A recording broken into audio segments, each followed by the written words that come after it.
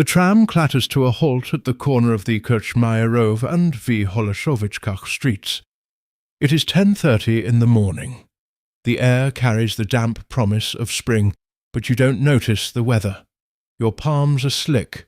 The Sten gun, broken down and hidden in a briefcase, feels heavier than it should. You are not a soldier today. A soldier wears a uniform. A soldier has an army at his back.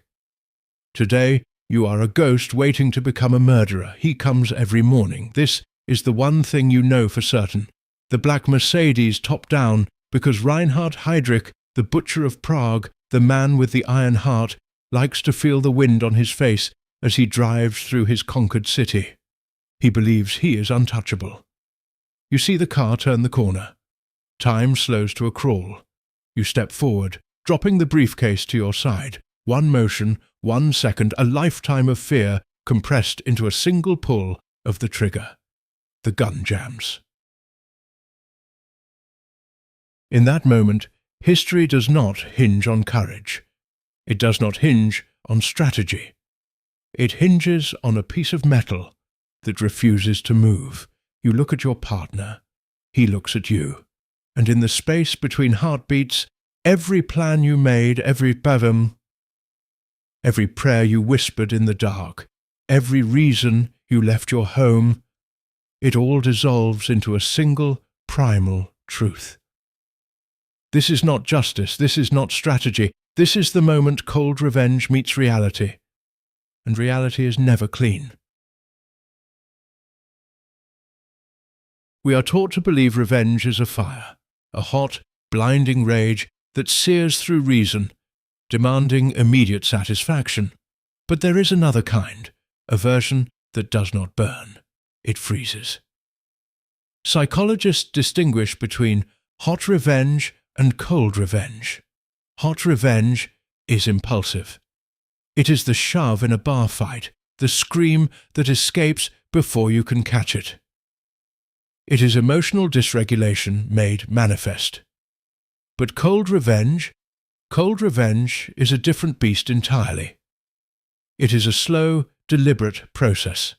It requires suppressing fear, suppressing empathy, and reconstructing your identity around a single, violent objective.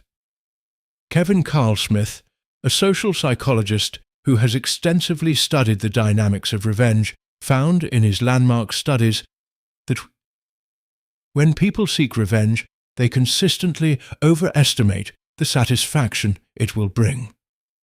More importantly, the anticipation of revenge, the planning, the rumination, often causes more psychological damage than the original transgression. This is the psychological crucible we are about to enter. Operation Anthropoid was not a battle. It was not a raid. It was a state-sanctioned act of cold revenge designed to send a message to the Third Reich. But to understand the psychology of revenge, we must first understand the men who carried it out. What happens to a human mind when it must hold a violent intention for months without release? What does it cost a man to live a lie knowing that one mistake means not just his death, but the death of everyone he has ever loved? Jan Kubisch and Josef Gabčík were not born killers. They were ordinary men, a factory worker, a locksmith. They fled Czechoslovakia after the Nazi occupation, making a harrowing journey to Britain.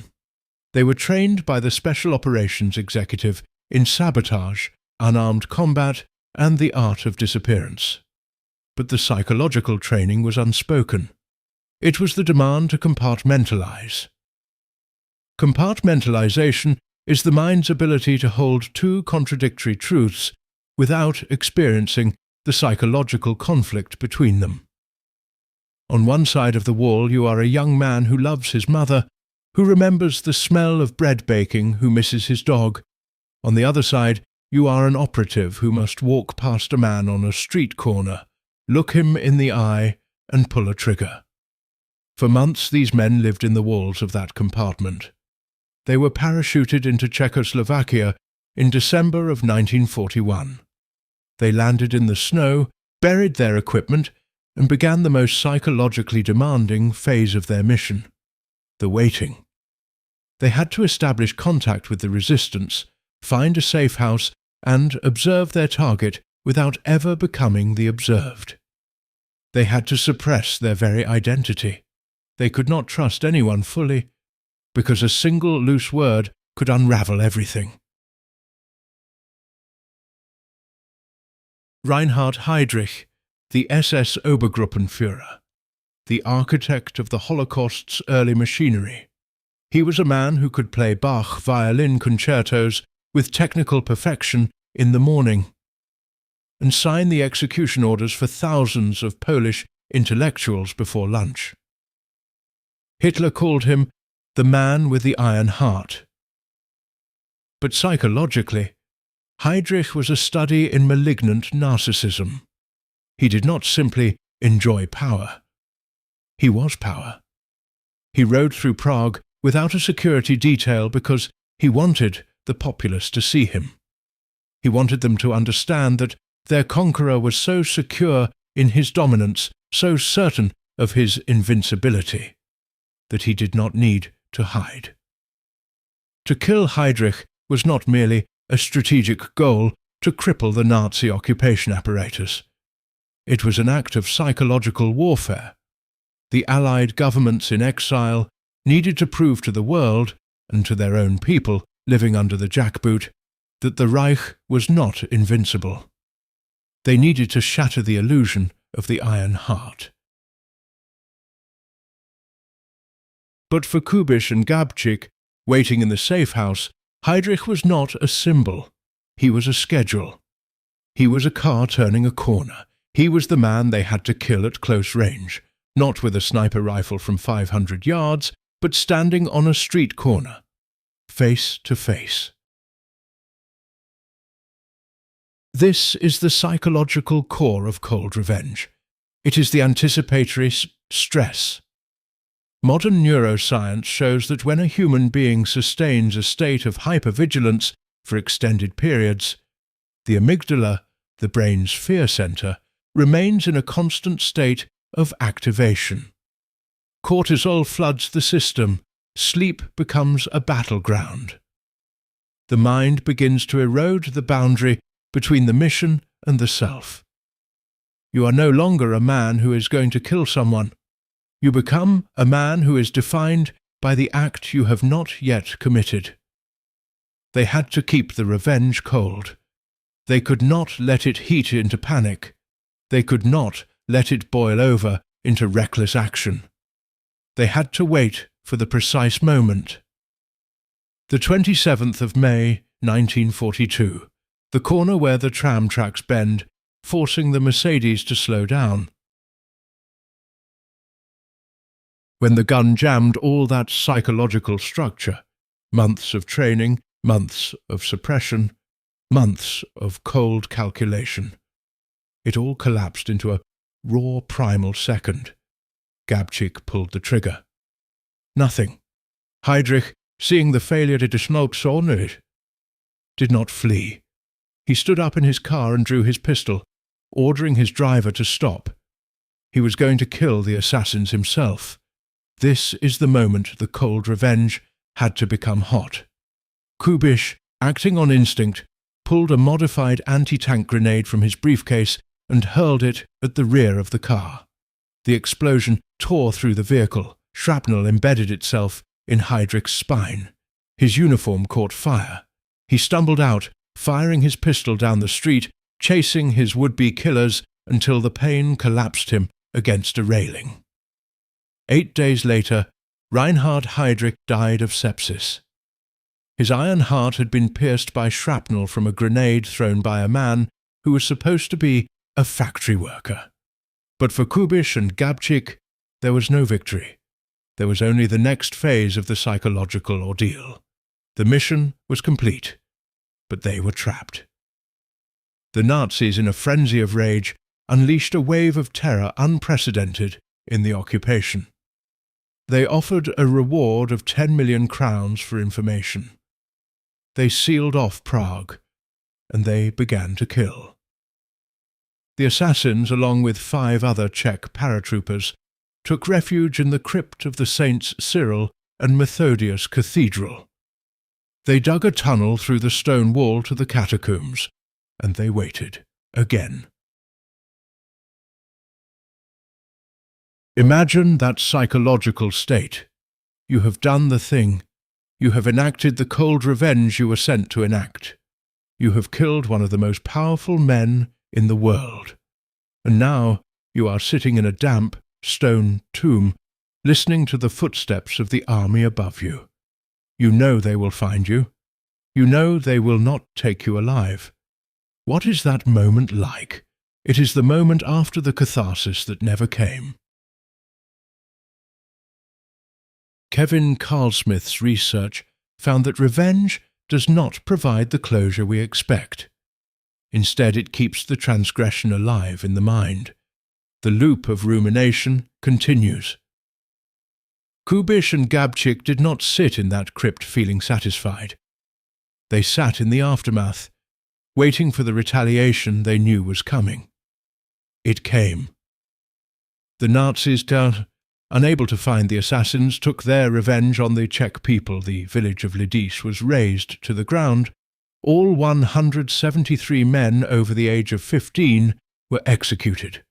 The women were sent to concentration camps. The children were either gassed or given to German families for Germanization. Over 1,300 innocent civilians were murdered in the wave of terror that followed the assassination. This is the moral injury. Moral injury is a term used in clinical psychology to describe the deep, lasting damage done to a person's conscience when they perpetrate, witness, or fail to prevent acts that violate their own moral values. But what happens when the violation is not the act itself, but the consequence? What happens when you kill a monster, and in response, the monster's handlers murder 1,300 people who share your language, your blood, your home? The assassins died in the crypt on June 18, 1942. After a 6-hour gun battle with 800 SS soldiers, they fired their last rounds and chose suicide over capture. They died knowing what had happened to Lidice. The radio broadcasts had told them. They died with that weight on their souls. So, what does this tell us about the psychology of revenge? Operation Anthropoid is often hailed as one of the most courageous acts of resistance in World War II, and it was.